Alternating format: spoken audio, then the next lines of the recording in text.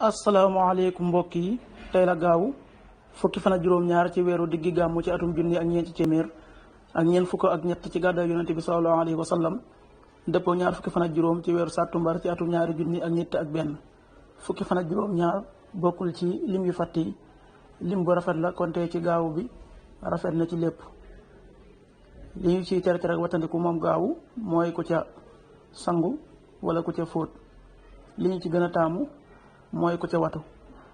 ñaanu bis bi yow yàlla maa ngi lay ñaan nga musal ma ci jàngoroy siti ak ndof ak ngaana ak mboolem jàngoro yu bon yi.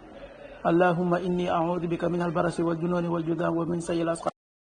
xadiisu bis bi yonente bi sallallahu alayhi wa sallam nee na yéen ñëpp ay sàmm ngeen te kenn ku nekk ci yéen dees na ko laaj la mu doon sàmm. xadis bi Buxaari moo ko nettali.